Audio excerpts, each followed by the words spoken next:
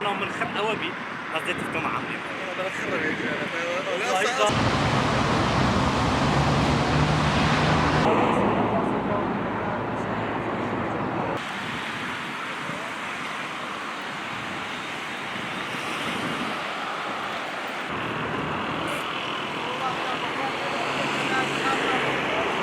بنزینی بازاری فرتوفێری تێدەکەن باش نییە ئەوانە تۆزێک باشترە قیسە سیقەمان زیاتر بەوانەیە بەڵام دەبی 2 ساعت و نیو ڕاوەسی جاری وایە زیاترە کەمترا حالا ئەو جاندێک زار لە هەمووی خۆشتریش مەسەرەن هەر بە کەیف خۆیان دەکوژێنەوە دەرێ وەڵا بنزین نما خۆ ناتوانێت و پسیت تاکید کێوە بزانی بنزین مایان نمایە ڕادەوەستی دەرێ کاکە بڕۆ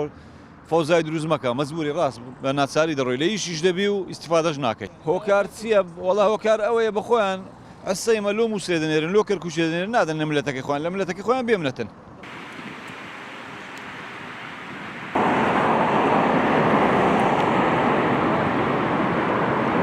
ڕۆژانە سەعات 12 شەو دێم سارەکەی بەجێ دێنم بۆ بەیانی دێمەوە ئەوجا هەتا هەشتا شوونی بۆ بەرم دەکەی یعنی حسابی خۆت بکە ئەمەە 8 ساعات 9 ساعت سڕی دەگرم ئەوەیە کێشەکە ئێستا ئەگەر بتانەوێت کێشەکە چارەسەر لەوانەیە بە کۆبوونەکە کێشەکە زیاتر چارەسەر ببیت بەڕای منەوەیە کەس هەیە ڕازیبی کەس هەیە بە نوعی ڕازیبی بەڵام چی دەکەی عیلاج چیە ئەوە کێشەکەیە تو ساعت 4 ساعتە سڕی بەنزینی بگرە تااقەت نامێت ناکە ناتانی دوای ئیشیش بکەیت دەبی ئێستا بچیەوە ماڵێ لە ماڵی ئیستراحەت بکەیت و یعنی کەواتە تۆ ڕدانێک زیاترت لە بۆ سڕی بەنزین و ئیستراحەتەکەی هەر ئەوەندە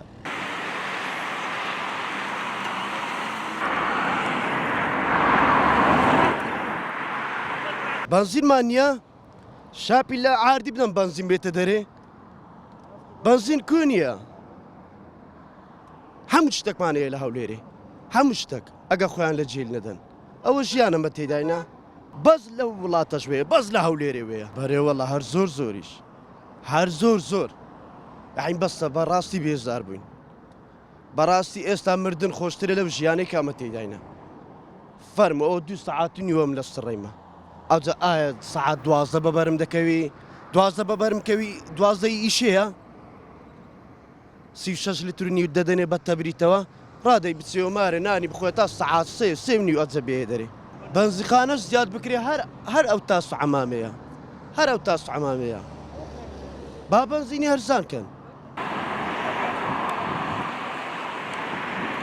ئەوەی لە هەرێمی کوردستان هەیە ئەم کەرتەدا ئەم ناکرێت کاتێک کە ئەم کەرتەدا ئەم نەکرا بە تەواوەتی کەتە دەست کەرتی تایبەت ئیدی ئەوانیش بە کەیف خۆیان نرخدا دەنێن و بەپێ ئەو نرخی بۆرسەی جیهانی مامەڵە لەگەر ئەم کەرتە دەکەن ئێمە لە حکوومەتی عراقی بینیمان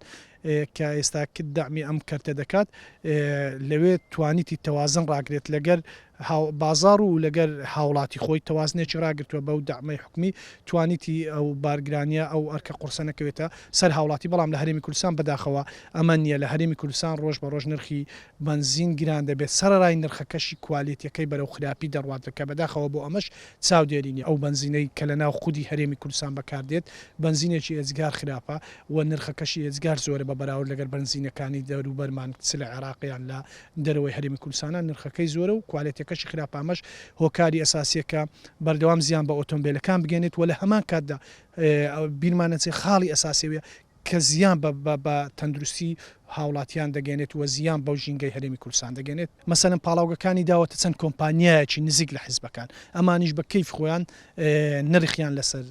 ئەو نەوتەداناوە بە سعری ڕۆژ حیسابیان کردووە ینی بیریان چۆ ئێمە لە وڵاتێکی نەوتین ئێمە ڕۆژانە هەزاران بەرمیل نەوت دەنێرینە دەرەوە ناکرێت تۆ لە وڵاتێک بیژێرخانت هەمووی نەوت بێت و بە هەمان ئەو نرخەی کە بنزین لە تورکیا هەیەیان لە ئێران هەیە زۆر گرانتر نەک لەوەی هەرزانترە حتمما لێرە بفرۆشێت ئەمە هۆکاری ئەوەیە کە حکومەت ئەم کەرتەی بە تەواوەتی داوەتە چەند بزنسمانێک و چەند کۆمپانیایەک نزیک لە حیزبەکانی دەسەڵات لەو ناوچەیە ئەمە ناکات چکە لە خوار و باشووری عراق لە ناوەڕاستی عراق لەم شوێنانە حکومەت دامی ئەم کەرتە دەکات مەسەلەن بنزینی کڕیوەتەوە لە کۆمپانیاکان یاخود لە پاڵاوگەکان و بەو نرخە دەداتە هاوڵاتی بۆ ئەوەی هەڵواسانیان بەرزبوونەوەی نرخ ڕوونەدات بەڵام لێرانە نە بە پێچەوانەوەیە حکومەت هەموو قووەتەکەی خستۆتە سەر ئەو پاڵاوگانە و پاڵاوگانش لە بنەڕەتدا حیزبەکانن